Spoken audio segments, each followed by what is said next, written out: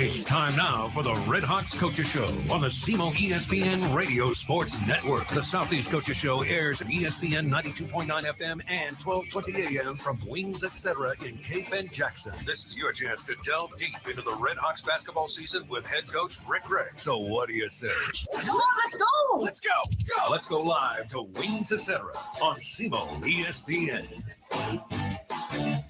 Welcome in. It is a special Tuesday edition of the Redhawks Coaches Show. And normally during football season, we are at Wings. And today we're in the Cape Girardeau location. We are here on Tuesdays during football season. But when we get to hoops, we move it to Monday. Asterisk, except for today. And that's because the Red Hawk men were in Kansas City, Missouri last night and taking on the Kansas City Kangaroos, and they dropped the game. We'll talk much more about that coming up with Coach Rick Ray. He is here, but we want you to be here, and you can stop by for lunch. Plenty of time. You're going to eat lunch somewhere. We invite you to make it Wings here in Cape. If you're not familiar with Wings, if you know where the mall is, West Park Mall, right next to the mall, you know where Steak and Shake is there in front of the mall. They share the parking lot with Steak and Shake, so come on in. It is a spacious, terrific atmosphere. And in addition to their award-winning jumbo wings, I say award-winning because the Southeast Missourian People's Choice Awards, you, the people, have voted Wings Etc. best wings in Southeast Missouri. They have a full menu, freshly made burgers. How does that sound on a Tuesday? They have wraps, subs, quesadillas. If you're doing the salad thing, they have terrific entree salads, smoked ribs, and much, much more. Their appetizer lineup includes their ultimate nachos and their deep-fried pickle spears. It's Wings Etc. Good food, great times. Let's talk with the Redhawks head coach, Rick Ray. I got back to my house this morning at 3:30 a.m., and so it had to be very close to the same time for you, so a very late night for everybody involved. Well, I tell you what, it was even later for us because it was a family occasion for us. My wife and my two boys went on a trip to Kansas City so they could see my family. And so that's a long bus ride for the boys. Fortunately, they slept most of the way, but they had to get up in the morning and go to school. So that was quite a battle this morning, considering they went to bed at 4 o'clock in the morning. Well, you've been on buses for a lot of years. I've taken a lot of trips over the years. There are some people it can just fall right asleep on a bus. I just can't. I mean, as many trips as I've been on, you'd think at some point you find a way to get comfortable on the bus. I am unable to sleep on a bus. Where are you at with the ability to go to sleep on a bus trip? Well, it depends on how much I have to do. If I have a lot to do, I can't sleep. So what I usually end up doing is getting caught up on a lot of things as far as like watching film, getting prepared for the next game, responding to emails, giving guys text messages back, doing a little recruiting. So it depends on how much I have on my plate. So needless to say, I hardly get any sleep because I usually have a lot on my plate. Well, the reason your family went on this trip is this is your hometown. Now, you were born in Gardena, California. Gardena, yes, sir. Gardena, California. Mm-hmm. So at age 6, you migrate to Kansas City and back coaching there. And that's the first time you've been back to Kansas City to coach in a Division I basketball game, right? Yeah, I tell you what, I grew up on the Kansas City, Kansas side. So it was really good to get back. Some of the people I haven't seen for a long time, people from my mother and father's church, guys that I played basketball with at Sumner Academy there in Kansas City, got a chance to see them. There's actually 2 people that were working at the UMKC game. I was back in the locker room getting prepared for the game, and someone says, your cousin, Tony is out here. And I was like, my cousin Tony. So I went out there, and it was my cousin Tony. I hadn't seen him in like 10 years. And so him and his sister were working the UMKC game. So I got a chance to see them. So it was just really good to get back and connect. Were there? Oh, yeah. Mom and dad was there. Mom was boisterous as always. Dad enjoyed the adulation and things like that. He can go around and kind of thump his chest a little bit around church saying, that's my son. So I tell you what, it was just good to get around him, see my sister still lives there. I have a niece and a nephew, so didn't get a chance to obviously spend a lot of time with them, but just getting at that fan support. I know the guys over UMKC were getting a little weary because we kept getting more ticket requests and asking for more tickets, and they didn't want the SEMO fans to end up outnumbering the UMKC fans there. All right, so at games, growing up, I played football, basketball, baseball, so my mom was at all of the games, and for whatever reason, she seemed to be very loud over the years. Who's louder at the games growing up? Was it mom or was it dad? Well, I tell you what, mom, no question about it. But I tell you, it was hard for them to get to a lot of my games. My dad was always working odd jobs and trying to provide for the family. And my mom, I have 4 younger brothers and sisters. And so they were all quite younger than me. My youngest sister was born when I was 17 years old. Okay. And so then one was born when I was 15, one when I was 13, and the oldest was born when I was 9. So it was difficult for them to get to the games at times because she had to tote 4 kids with her, right, and didn't have transportation and those types of things. But when she came, you knew she was there. So is she still moving and guys around from the seats? No, back door. We got it. She coaching from the seats. Yeah, I tell you what, that's one thing she does. My mom is great. She stays in her own lane about things like that. She's so supportive. And I tell you what, my mom and dad are so special to me because neither one of them have any sort of a college education. So my mom was able to graduate from high school. My dad graduated from high school, but they never had any sort of formal education beyond that. And so I was the first generation college graduate in my family. So I'm the first person in my family to graduate from college. And I'm so proud to say that like all 4 of my brothers and sisters, they all have master's degrees. So everybody in our family has at least a master's degree, coming from a family where we really didn't grow up with much, and neither one of our parents were educated beyond high school. So they did an amazing job, especially where we came from. We grew up that first 6 years in Compton, in the Watts area, which, a lot of gang warfare. Yep. And that's the biggest reason we moved from that area to Kansas City. Well, we got to Kansas City and the area that we were in was not much better.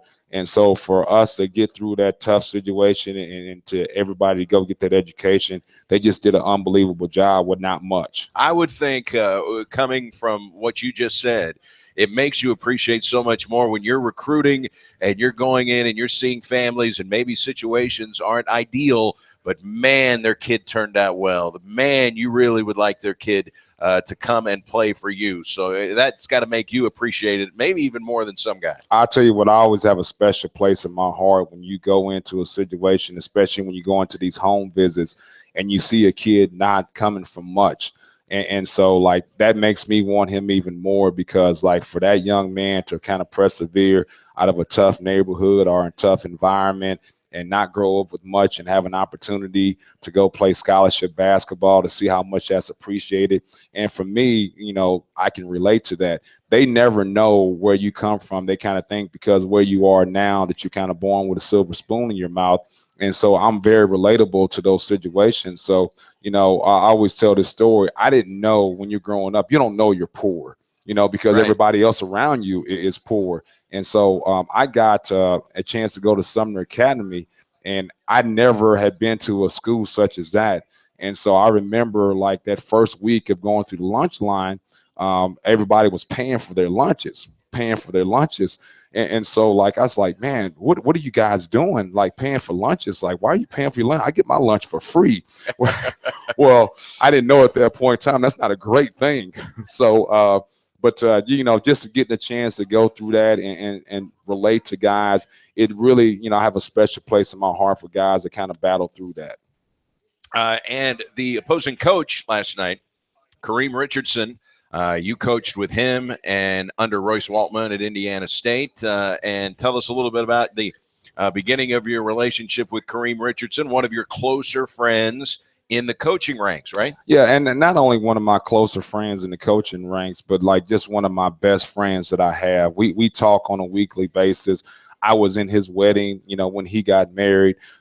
So we talk all the time. We started off, we actually knew each other a little bit before he came on board there at Indiana State because he's at the University of Indianapolis. So, when you're kind of like in the same area, you go out and you recruit some of the same places and AAU tournaments and things like that. So I knew him before then. Well, obviously, when he came to Indiana State, we became very, very close. And after we both left Indiana State, he left first. But I'll tell you the thing about Kareem was like he really continued to rise through the coaching ranks. And I know that he would get frustrated, at times because he didn't have opportunities to go on and coach at the higher major level. And at that point in time, I had moved on to Purdue, and then I went from Purdue to Clemson. He was still at places like as assistant at UMKC, an assistant at Drake, an assistant at Wright State. And then he finally got that opportunity to go to Xavier. And after 2 years at Xavier, he was 1 year at Louisville. And so I never forget this conversation I had with him. Everybody knows that, Rick Pitino has a reputation of being pretty difficult to work for. And so the guy that we worked for at Indiana State, Royce Waltman, was a Bob Knight disciple. So he was pretty difficult to work for. So you got to have some thick skin.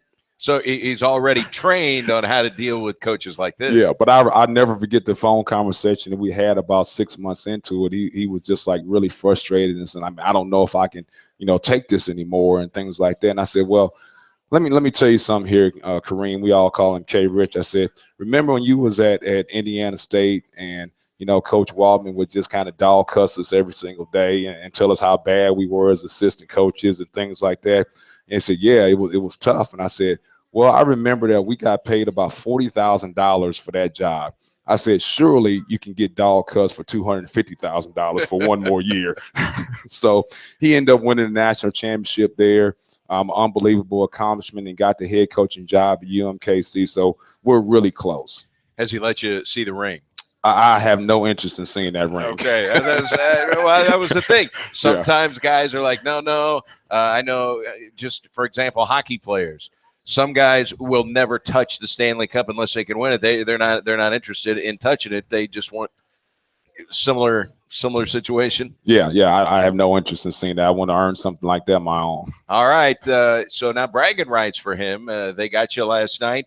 Is that one of those things? The next time you're at the dinner table, who picks up the check? Hey, bragging rights. You got the check. Well, I tell you what, it's a difficult situation. My wife was really mad at me because she's close to Kareem. She's close to the assistant coach, Chris Hollander.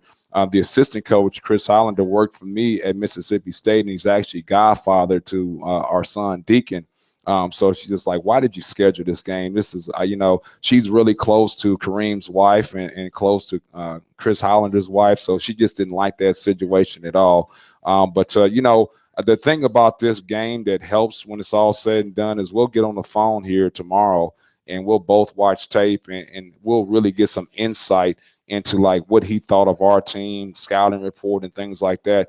And I'll do the same. We'll share that information. And so hopefully that helps us grow as a team and grow as coaches down the line. When you have a close personal friend like that will tell you the truth about the scouting report and what they thought of your team and guys individually on your team. There are a lot of coaches that want individual players to see the scouting report on them personally.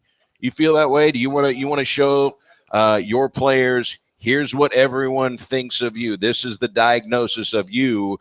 And so it's maybe not just your voice all the time, or is that something that you don't really use in a coaching method? Well, I think it depends on who it is. Every young man has a different psyche. Right. And some guys can handle that and they'll take that information and they'll be useful to them.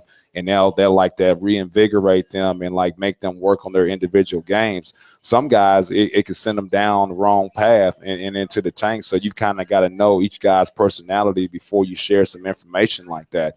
So like for us, if there's something that's pertinent that we think that can really help that young man in his game and his growth, then we'll do that. If not, we'll keep that information from them. So, you just got to know each personality on your team. And that's the hardest part about dealing with this. You got, 15 different personalities that you're dealing with on each day. And some guys are different and some guys are up and down. Some guys change from day to day. So it's your job as that coach to try to get into their mind a little bit and see how you can help them and do what's best for them. Each guy says, yeah, you treat everybody the same. That's not true. You really can't do that. Redhawks head coach Rick Ray. We are having a special Tuesday edition of the Redhawks Coaches Show. We're in the Cape, Wings, etc. location. Still time to join us for lunch. It's only 20 after 12. Just a scheduling reminder. Going forward, we'll be here on Mondays, and next Monday at noon, we will be in the Jackson location. So we'll head over to Jackson next week, make a scheduling note there. The one thing about playing UMKC, the last time they played was at the Show Me Center in 2014. Redhawks beat them the last time they played in KC in 2012. So they have played on a semi-regular basis. That was only the 10th meeting all time between the two programs. I know it throws a variable in there that's a little different now that Kareem Richardson is the head coach and you guys have the tight relationship. But playing the in-state teams, first of all, how important is that? And to get Division I games where it's just a bus trip, because on the UMKC side, I was talking with their radio broadcaster, they would love to keep this game on the schedule going forward because it's one of the few places where they can bus, where it's not a bad bus trip. I mean, this is a shorter travel for them. I mean, they're going to South Dakota, they're going to North Dakota, Utah. I mean, they've got a lot of miles to put on for non-conference games and conference games. What about this series going forward? Well, I'll tell you the first thing for them in UMKC, their conference schedule involves so much travel. Yeah. I mean, they're in the WAC, which is the Western Athletic Conference. And if you look at their makeup of their conference, it's not the Western Athletic Conference anymore. No. And so they've got quite a bit of travel involved in their conference schedule. So what they're trying to do is they're trying to put a little bit more onus on like scheduling teams within your area that are bus trips. And for us, that's advantageous for us as well. You got your Missouri States, obviously you got Southern Illinois, you got UMKC, you got some of these schools that are close, even on the Illinois side, like going to go play at Bradley or Western Illinois. So for us, exactly, we want to make sure that we go places that we can hop on the bus. It helps our travel budget. No question about that. But to me, it allows our fan base to get a little excited about like schools that are like in our state and schools that are close. So in case you're wondering, and the BYU's, teams like that, that's the old WAC. Kareem Richardson's school now is playing Cal State Bakersfield. That's in California. Chicago State, not a huge haul. Grand Canyon, that's in Arizona. You've got New Mexico State, Seattle. That's in the upper corner of the United States. Texas, Rio Grande Valley, and Utah Valley. That's a spread out conference. That's a lot of miles for UMKC. You can see why they love to keep the SEMO series going where it's a short bus ride. Yeah, now I tell you what, that's one of the things I think what happens with all this conference realignment, it just doesn't make sense. I mean, you want to tell me that it's good for the student athlete welfare to be getting on a plane and traveling these places and flying back and forth and missing all these classes. So like to me, this whole conference realignment has kind of gotten out of, for lack of better terminology, whack. It's a situation I think that they look for is games that are closer in their non-conference schedule just because of their conference schedule. And for those who haven't really thought about it, there are 5 Division I teams in the state of Missouri. Of course, the University of Missouri, Southeast Missouri State, UMKC, and St. Louis University. So playing the teams in state, how big of a priority for you personally? And different coaches are different, but is that a fairly high priority for you? You want to play the in-state teams? There's no question about it. And for me, it's difficult because 2 of my best friends, coach in those in-state schools at UMKC and Paul Lusk over at Missouri State. We worked together for 4 years at Purdue. So, you want to schedule those games, but you also want to try to stay away from some of these personal relationships you have with guys. But you got to do what makes sense for your university and your basketball club. You got to have their best interests at heart every time you make a decision. Speaking of Missouri State, and we'll get more into them, you play them twice in the month of December. This may be the best team Paul Lusk has ever had over there. I mean, they are really good. Well, I'll tell you what, I got a chance to watch them some against DePaul. I was actually watching film and just had the game on. And if anybody knows Paul Lusk, he's really tight to the vest, doesn't like taking a lot of risks. And I was shocked to find out that they're taking like 25 threes a game. So they're so loose on the offensive end. Now they still take good shots, but I never thought that I would see a Paul Lusk team coach, putting up 25 threes per game. And it was a shame. They played DePaul so good. And then at the end up losing the game because their bigger guards at DePaul just kind of took over the game and got into the paint there. But he's doing a tremendous job. They're really improved. And they're playing a fun style of basketball. And they're healthy. I mean, they went through. They had to suspend a guy, one of their better players. They went through some injuries, and I know it was a pivotal year for Lusk, and it's off to a great start. So good for him. I'm an SIU guy.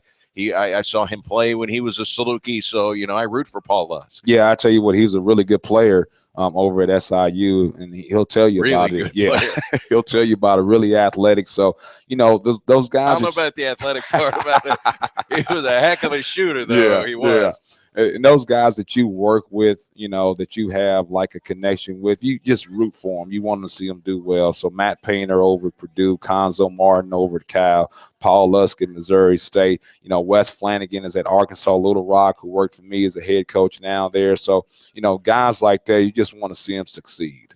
All right. You said Paul Lusk's team taking 25 shots surprised you. You took 28 3-pointers last night. Did that surprise you? Yeah, in a bad way. It was a bad surprise. But, I went back and I looked at tape. I couldn't sleep last night, even when we got back, and I watched the game film again.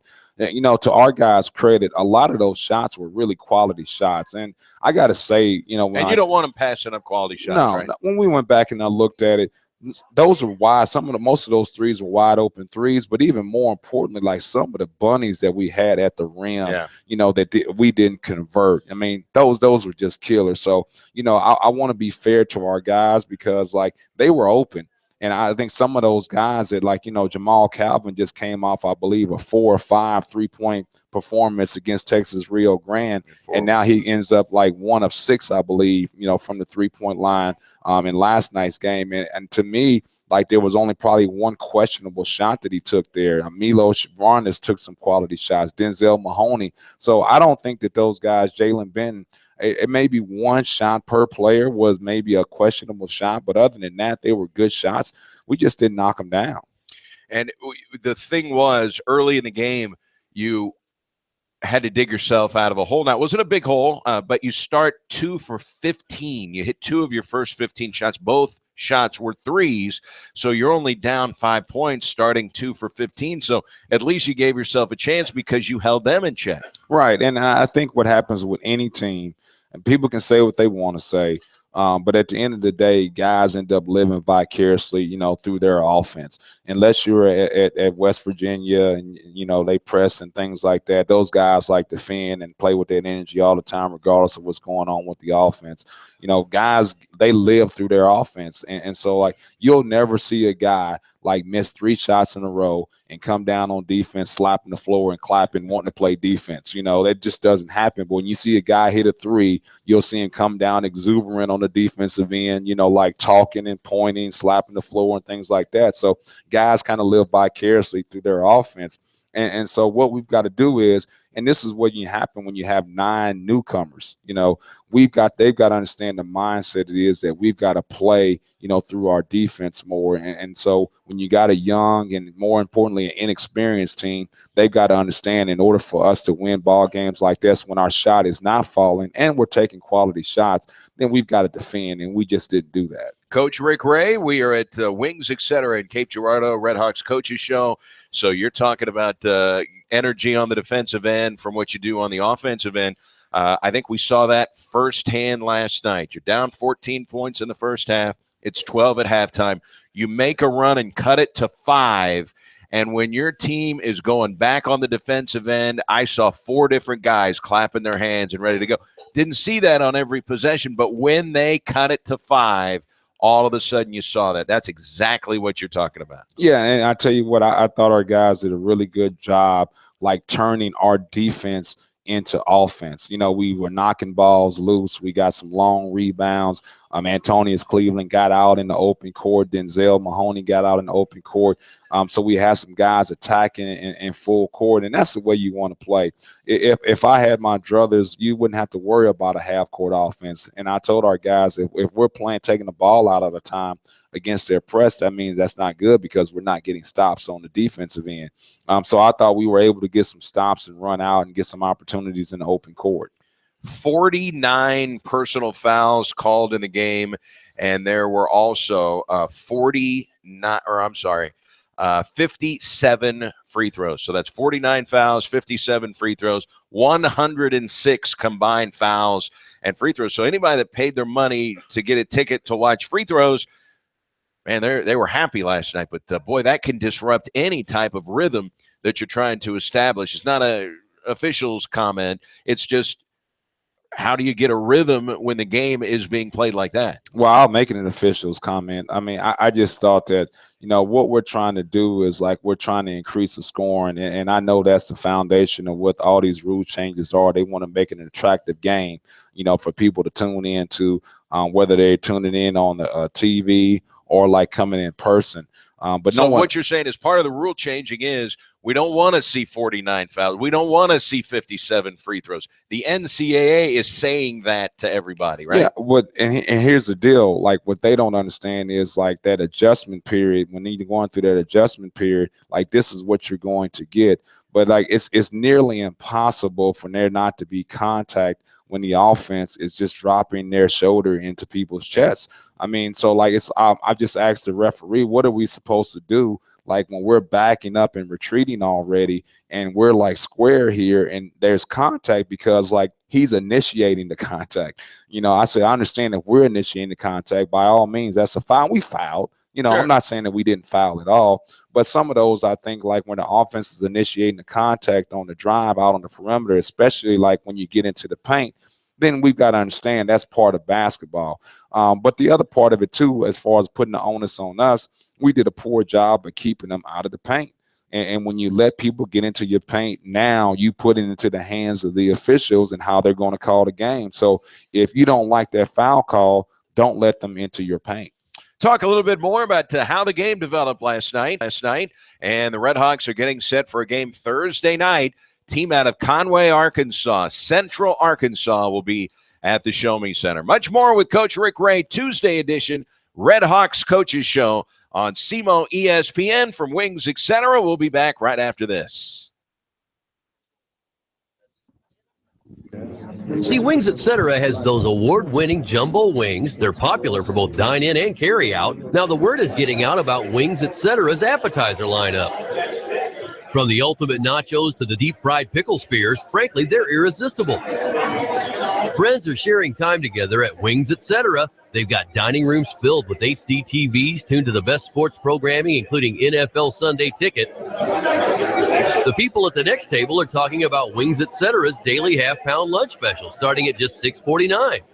Plus, Wings Etc. has food and drink specials throughout the week, including 59-cent wings every Monday. Plus, there's the kids menu, and Wings Etc. is family-friendly with video games in the dining room. And the whole community is excited about how Wings Etc. is locally owned and operated, and they're proud to support local athletes, their families, schools, and teams. I guess Wings Etc. is a really big deal around here. Make plans to be a part of something spectacular this New Year's Eve. Here at the radio station, we're throwing a huge New Year's Eve party to benefit the kids at St. Jude Children's Research Hospital. The location is Plaza by Ray's. There will be raffles and a live auction. Doors open at 5. Then a delicious dinner catered by Ray's at 6:30. Then at 9, live music by the Mike Rennick Band. Cinderella, dressed in yellow. Buy your tickets in advance for $60 each, or a table of 8 for $500. Yes, dinner and drinks is included with your ticket price. Kick off your new year by helping the children and families at St. Jude. Call Pam Dannenmuller at 573-887-1081. Concept Styling Salon at 573-335-3181. Or River Radio at 573-335-8291. Get your tickets now for the St. Jude New Year's Eve benefit at Plaza by Ray's with ESPN Radio. I'm Mike Rennick with your Redhawks Minute, presented by Moreland Pre-Owned Center on Seamers Drive in Cape. Southeast Redhawks men's basketball team on the road last night until the University of Missouri, Kansas City, 86-75. The UMKC Kangaroos led in double figures most of the game and shot over 60% from the three-point line, going 12 of 19. UMKC was led in scoring by Lavelle Boyd with 24 points. With the loss, Southeast dropped the record to 3-3 on the season. The Redhawks were led in scoring by freshman Denzel Mahoney with 20 points, including 8 of 14 from the field. This was the first game of 3 this week for the Redhawks. They're back in action Thursday night at the Show Me Center at 6:30 against Central Arkansas, then travel to the University of Indiana on Sunday. The Southeast women are back in action tonight at the Show Me Center. They'll play host to the St. Louis University Billikens. Lady Billikens are coming off a record-setting year with 25 wins and a trip to the WINT. Former Southeast Redhawks head coach Ty Markenthaler returns to the Show Me Center. Markenthaler's in his first season as an assistant coach for the St. Louis University Billikens. And now, your ESPN Radio Network local weather forecast. From the National Weather Service, mostly sunny skies for today, high 67. Tonight, slight chance of showers, partly cloudy skies, and a low 43. Tomorrow, mostly sunny with a high 52. Tomorrow night, mostly clear, low 32. On to Thursday, where we'll see sunshine with a high 48. Friday, mostly sunny with a high back to 48. And on Saturday, partly sunny, 45 degrees for the high. You're up to date with the latest weather forecast right here on the ESPN Radio Network. This is your local home for Mike and Mike, the Sports Huddle, and all your favorite teams. Get it all right here. Makes my day go great. On the SEMO ESPN Sports Network.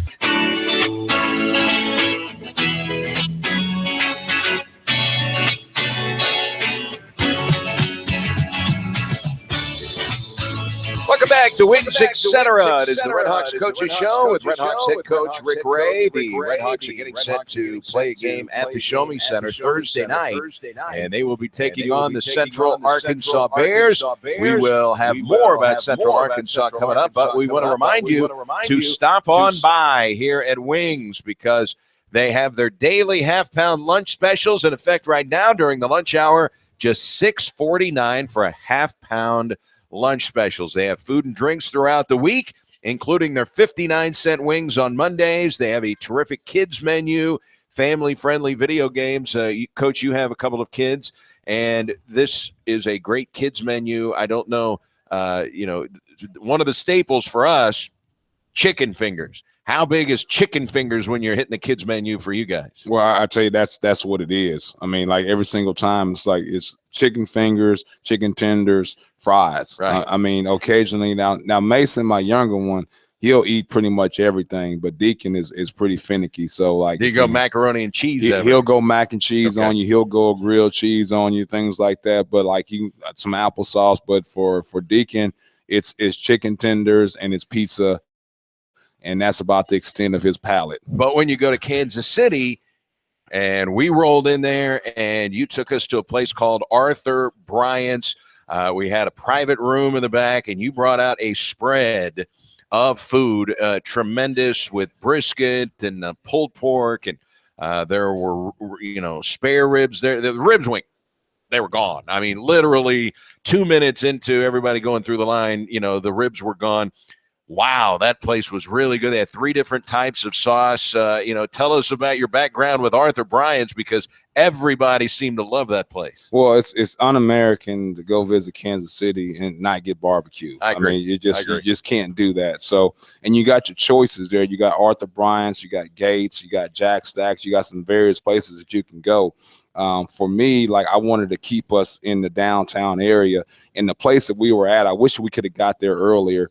But it's in 18th and Vine, historic area there, or they always had the jazz clubs and the blues clubs, and now they got the United Negro Baseball Museum there, just right down the street. So, I know it's a good barbecue place when I walk in, and it's not nice. You don't Right. want to go to a barbecue place and see like things that like a brand new barbecue spot, nice floors and things like that. You want to see something that's kind of run down a little bit. And now they're concentrating on the food back there rather than the ambiance. So we got in there to Arthur Bryant's, and to me, what you want from those ribs is you want to get some ribs, and you don't want to have to put sauce on them. So, like, you can tear into a rib without any sauce, then, you got a quality rib there. But Arthur Bryant's has been serving really good food for a long time. So I had to make a choice there between those 3. And we went for Arthur Bryant's. And I tell you what, they had the spread there, like you said. They had brisket, they had ribs, they had pork sausage. They did a great job, man. And, our guys appreciated it. The guy who liked it the most was Milos. Milos hadn't had, barbecue before. And so he's a little wary when he got there. He's like, Coach, what is this? So he's asking that question, and he started eating. And then he came back and went by like, and got seconds there and said, Coach, this is really good. I was really worried about the place when we walked in because it wasn't very nice. So he got concerned. But it's good to be able to take guys and let them experience things like that, because to me, that's part of this whole student athlete is the experience. And so getting a chance to take them to places like that is all part of it. Well, the difference for Milos in coming from Serbia, he went right to North Dakota. I don't know about the barbecue situation in North Dakota, but the difference with William Chenga, he was down in Texas for 2 years. So it was probably a different deal for him. There's plenty of barbecue down in Texas. Yeah, I tell you what, and, we asked, I think it was probably you that asked Antonius Cleveland, what's the best barbecue, Kansas City or Memphis? And, of course, he's going to say Memphis. So he was hesitant. He had to look at you. He had to look at you before he answered the question.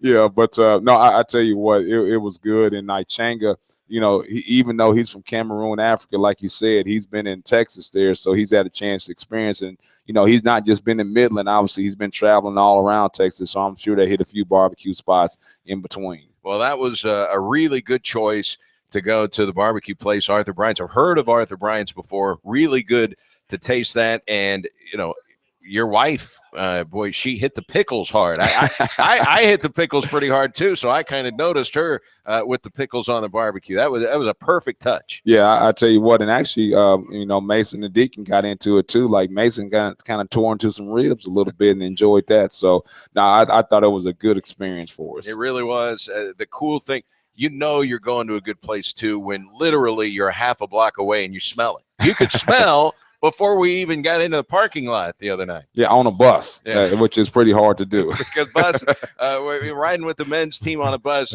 Those aren't the smells you usually get. All right, let's talk more about the game from last night. They got out to a 12-point halftime lead, but you had a couple of early leads in the first half. What were your impressions of the way the game started? Defensively, you held them in check in the first half, and toward the end of the first half was when they really started to knock down some shots. I think 6 different Kangaroos had hit three-pointers by halftime, and these are guys coming off the bench. I mean, that is one of the biggest would you agree? That is probably the biggest staple in their offense is their ability to hit three-point shots. Yeah, and we showed our team before the game, and they shoot 23s a game on average. And not only do they shoot 23s per game, they shoot 39% from the three-point line during that time. So you see some guys take a lot of threes, but they don't have a high percentage. They take a lot of threes and they have a high percentage. So, and I tell you what, the 2 reasons, one is because they have 2 really good guards. And so those guards are able to get in there and make plays. And I thought our guys didn't handle the information about Martez, their second leading scorer, not being available. He was suspended. And so you have to address it with your team because they know he's in the starting lineup, and you talk about scouting reports and putting the emphasis on individual guys. And so I warned our guys about walking out there with the wrong mentality. Their second leading scorer is not playing, and one of the emphasis is not playing. And I thought our guys did take that information very well. And I told them, it's not about UMKC, it's about us and our approach, to that game. And I thought we had the wrong approach from the beginning because we thought that we were going to win that game simply because they didn't have Martez available. A couple of schools of thought going into the game with 2 quality guards like that. Those 2 guys combine for 44% of their offense, and it's a big offense. They're averaging 80 points per game among the league leaders in their conference, the Western Athletic Conference. So those 2 guys are the main focal point. They get the most touches. The offense runs through those 2 guys. And then 2 schools of thought, okay, if those guys get theirs and we limit the other guys, we have a chance to win. Or, hey, let's try to get the ball out of their hands. Let's try to hold them under their averages, and then, hopefully none of the role players will go off. Unfortunately, one of their role players did go off. At least he's been a role player thus far. Broderick Robinson did not miss a shot in the first half. His career high was 7 points. He had 10 at halftime, 15 in the game. So he did have his career night. But there's a guy that you know a lot because he actually visited SEMO. You recruited him pretty hard against Kareem Richardson. Yeah, it came down to us and UMKC were the 2 schools that he took official visits to.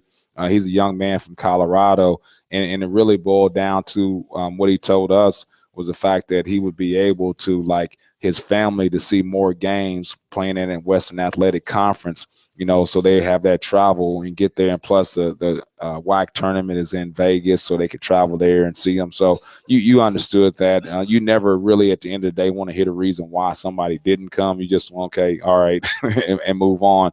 But we knew Broderick was a good player because we recruited him so hard, and he ended up hurting us. And to Kareem's credit, like, that team, like, didn't come out there, oh, woe is me, because Martez wasn't there. They really rallied around that, and those guys went out and played well, and we didn't handle that very well.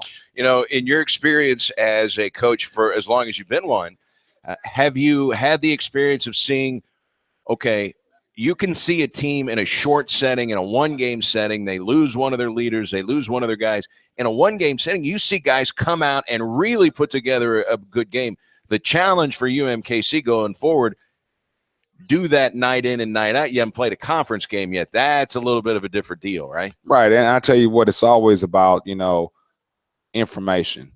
So now, like, people can pick up tape and watch this tape and then watch tape from the next game.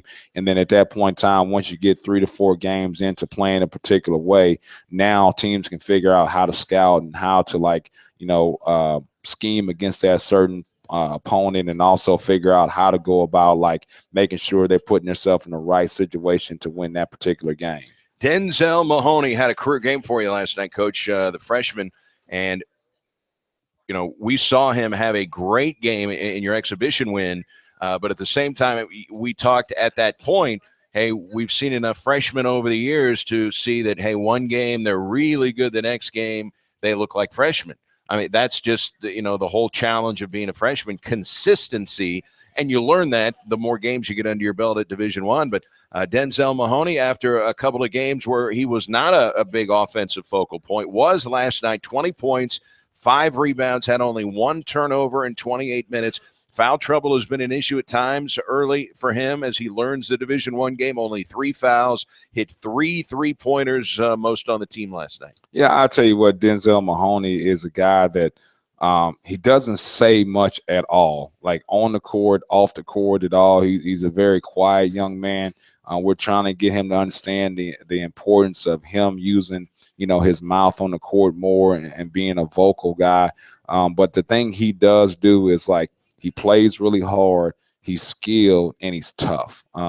And so we've been playing him as an undersized 4. What he really is probably a 3, but obviously we have Antonius Cleveland there at that 3 spot too. So in the way we play, there's really not much difference between what a 3 and a 4 does in our offense.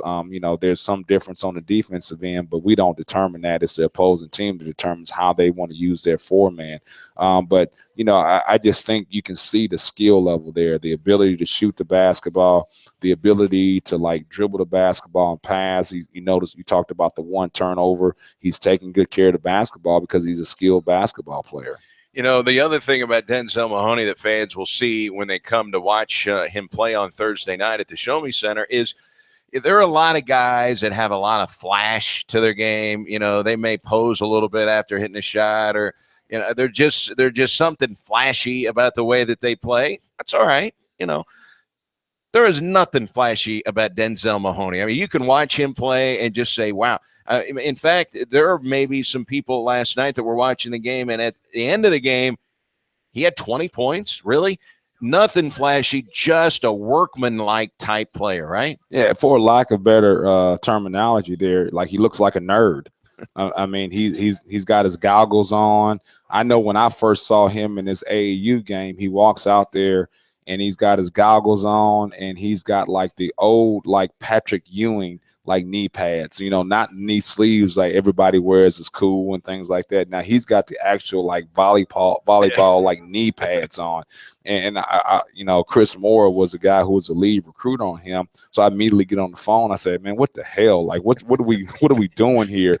And so, but then he starts playing, and you immediately see like the value that he has. And so he just played so hard and played the game the right way. He probably could have scored a lot more points in the AAU circuit, but that's just not his mentality. He wants to go out there and do the right thing. So, I think we've got a gem in him. We've got to continue to get him to go like above and beyond and be a guy that's an aggressive. He was aggressive last night. They had bad closeouts to him. He swept it and went by. I like the fact that he's using his physicality a little bit more, but he's going to be a good player for us. There's no question about it. So after a performance like that, do you individually break down highlights physically with him and encourage him? And this is great. This is what you can do on the Division I level. How do you coach him after a game like this? Yeah, I tell you what I do after every single game is I go through and I watch it and I clip performances, whether it be good or bad, and I just show those guys that. And so we have those individual meetings with our guys, and we sit there and we watch film, and I'm showing some of the things that they didn't do well or some of the things they can improve on. But you also want to make sure you're being positive and showing them some of the things that they are doing well, like do more of that or less of this. And Denzel, like, always takes the coaching really well. Doesn't say a lot. You sit there and nod his head a little bit. You want some verbal confirmation at times. But he does, like, you can see him that next day in practice go out and try to execute some of the things that you showed him on film.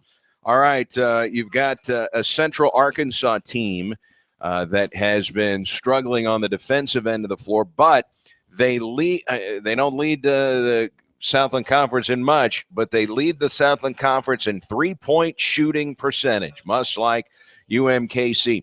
What can you do about when you're coaching and getting your team ready for Central Arkansas to go back and show them film of a team that just went 12 of 19 from three-point range? What's your approach now for another team who relies really heavily on the three-point shot? Well, there's three things that you really want to lock into.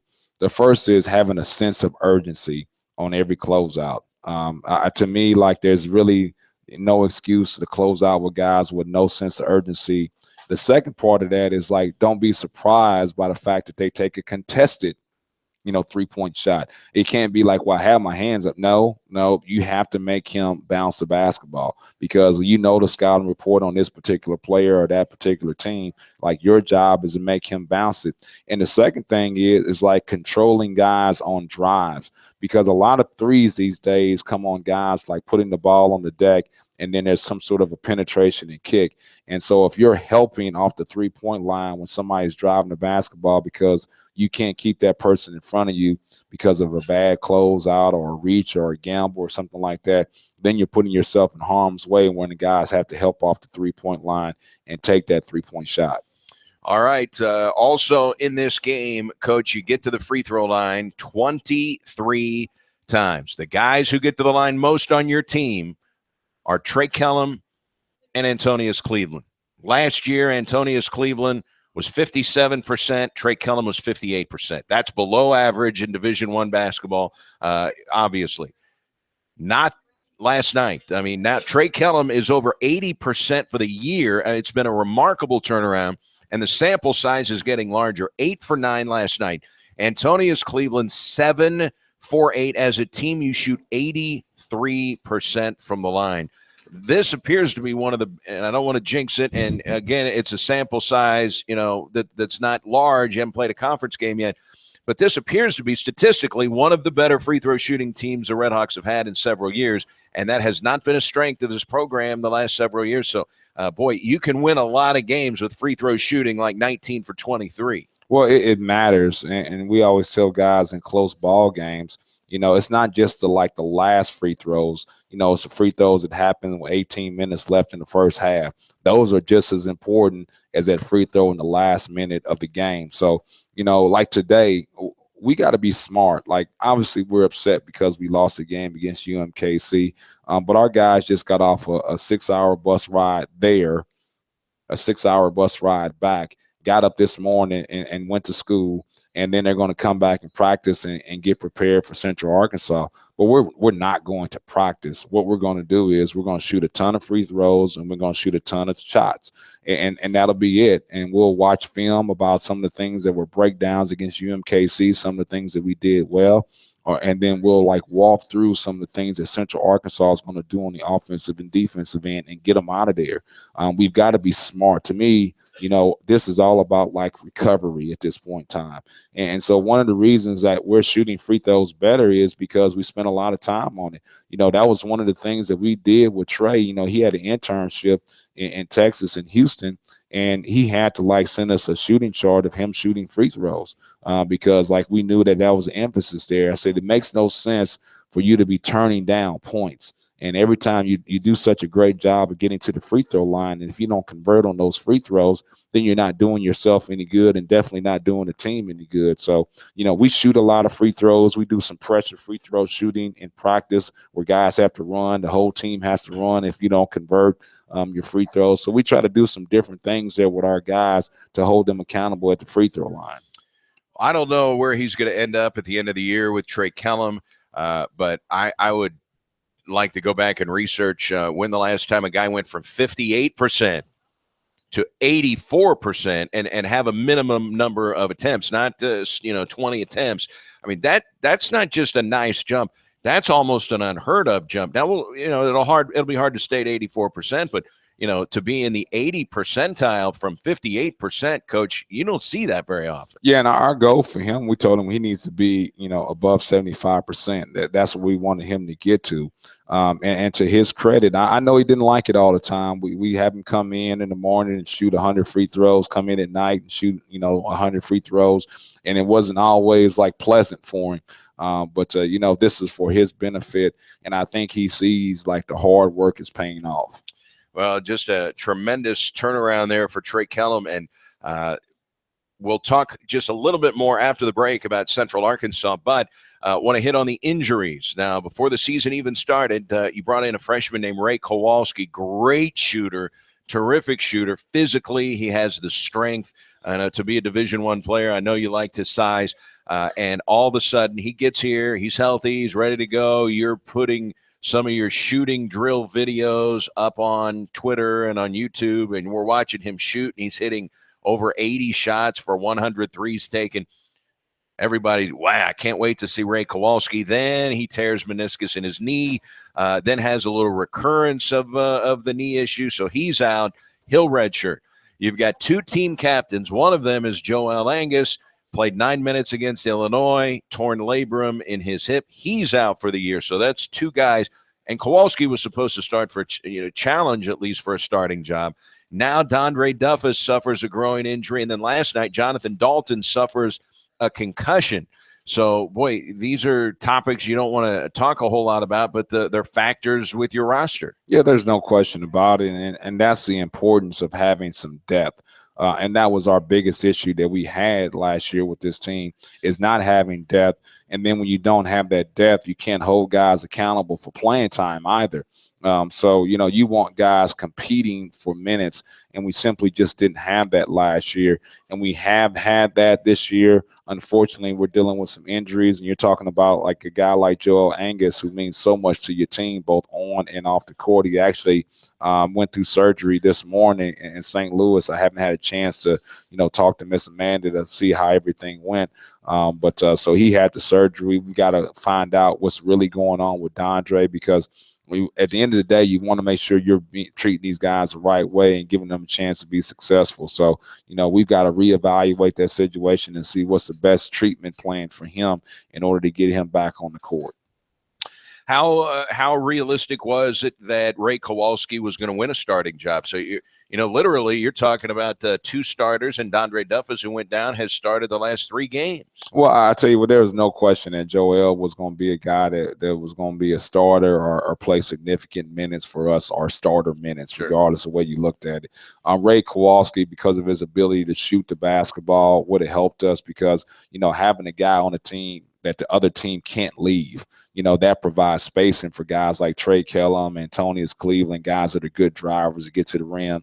unimpeded because of the fact that you have a guy like Ray Kowalski out there that can shoot the basketball.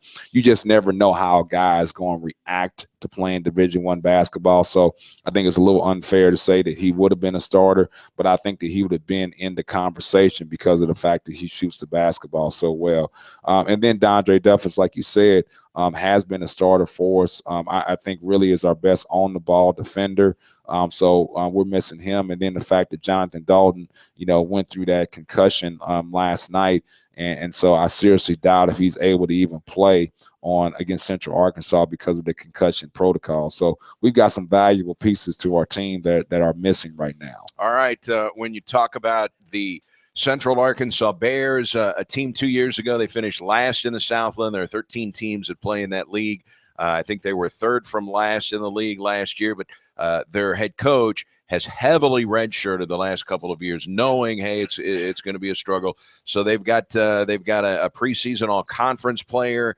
They have the player of the year, the newcomer of the year last year, Derek Brooks. Jordan Howard is a all-conference player in the Southland and a guy that's shooting 93% from the free throw line, but a team that plays a lot of matchup zone defense. You haven't seen much of that. What's usually the game plan and the philosophy against a matchup zone team? Well, if anybody's watched UT Martin in the past, they play a matchup zone, and everybody's matchup zone is different. I think if you look at somebody that's a so-called high-profile, high-major basketball team, Louisville, exactly right, plays probably the best matchup zone in the nation. So it's not your like Syracuse zone where it's just based on the area. So it's basically a man-to-man that bends and switches and changes due to your offense. And I think the worst thing that you can do against a matchup zone is be stationary and not make guys make decisions about their cuts. And we've got to get penetration on that. To me, we've got to get into the gaps. We've got to create opportunities, not just for ourselves, but with others. But, I haven't had a chance to look much at it because I've been so concerned about our team. I'll start looking at this tonight and afternoon. But when a team plays a matchup zone, you've got to have some man principles in your zone offense. And a lot of times what you end up doing is just running your man offense against that matchup zone. And then that way that puts the emphasis on them to make that change and make that decision. So I haven't had a chance to see how it bends and how it stretches and if it's the one-man front, two-man front. But we'll get a chance to start looking at that. Coach Moore is a guy who's a lead scout on that, so I'll start having some meetings with him and figure out what's the best way to put ourselves in a position to be successful when we play Central Arkansas. Well, the Bears are 1-4. They haven't played a home game yet. They play their first home game tonight against Arkansas Little Rock, a team that went to the second round of the NCAA tournament last year. They were a nice story a season ago, and they will only play 2 home games in the first semester of the season. How tough is that? That's a lot of road weariness. You've been through stuff like that. They're playing a lot of money games early. Yeah, I tell you what, it's not a best way. No one wants to be in that situation where it's advantageous. And what you also worry about is just like your team psyche. How do they handle the constant grind of being on the road, but also like playing in these games where you're not supposed to win, those games and getting them ready for the next game. And, my former assistant at Mississippi State is now the head coach at Arkansas Little Rock, Wes Flanagan. So I'll get a chance to get some intel from him tonight after the game, and we'll talk about some things and what they did against it. And I know he's a good coach, and they have some good principles that they rely on. So, we'll get some intel there tonight. They turn the ball over a lot. Only 2 teams turn the ball over more in their 13-team league, and they force the fewest turnovers, part of that matchup zone. They only force 12 turnovers a game. One of the strengths of your team is not turning the ball over, and you didn't turn the ball over much last night, only 12 turnovers. And then just real quickly here, because you only go one game at a time, but you'll play at Indiana on Sunday at 3 o'clock. Indiana last week was ranked 3rd in one poll, 5th in the other poll. I think they're down to 10 in one of the polls after the loss at Fort Wayne. But one of the truly great college basketball venues in the country, Assembly Hall in Bloomington. I mean, you can talk about Cameron Indoor at Duke, can talk about Fog Allen Fieldhouse at Kansas. on the short list is Assembly Hall in Bloomington. Would you agree? Well, I'll tell you this. In my coaching career, I've had a chance to play in some unbelievable venues and environments. Michigan State is a great environment. Obviously, I worked at Purdue. That's an unbelievable environment. I worked at Clemson and going to play at Duke and Cameron Indoor and places like that. Also, when I was in Indiana State, going to play at Butler, that's an historic venue. But I tell you this, I think in my coaching career, it's always been, I thought that Indiana had an unbelievable environment. And it's people could say it was because of that rivalry with Indiana and also Purdue. But I've been there when I was at Indiana State too, and that was not a rivalry. And whether they're like, on a roll and winning or they're down, like they still have that same environment every single time. So it's an unbelievable venue. They do a great job of supporting that team. And it's going to be something for our guys that they got to understand, like they've got to be able to play despite the crowd. If you start worrying about the crowd, you're done. And I guess one of the first things you say to them, if Fort Wayne can beat them, we got a shot. Well, the thing you have to do against Indiana is, and what we're struggling with right now is defend the three-point line. They have so many guys that can shoot the three, and I haven't had a chance to watch any of them, but, we all watch college basketball. Sure. Thomas Bryant is a guy that you can't defend one-on-one. And so, like, if you allow the ball to go into the post of Thomas Bryant, like, you're going to have to help in some way, shape, or form, or he's going to go off on you, or he's going to get fouled all the time. So, we got to be able to keep the ball out of the post, and we got to be able to defend the three-point line. All right. It'll be at 6:30 on Thursday night. The Bears from Central Arkansas, their football team's headed up to Eastern Washington to play on that red turf in a playoff game this week. But their basketball team will be at the Show Me Center Thursday night. We'll see you over there, Coach. Thanks so much for the time. Thank you very much, Eric. Coach Rick Ray, and that's going to do it here for the Redhawks Coaches Show at Wings. Remember, Monday will be the next Coaches Show at noon in Jackson. Make a note, Monday noon in Jackson for the next Coaches Show. So we'll get you back into ESPN radio programming. Russillo and Canal coming up. We hope to see you at the Show Me Center tonight. Red Hawk women host maybe the best team on their schedule, the St. Louis Billikens, who won 26 games last year, preseason favorites to win the Atlantic 10. They are 5-1 and getting top 25 votes. They'll be at the Show Me Center tonight. Red Hawks and Billikens at 6:30. We hope to see you then. So long, everybody, from Wings. Yes.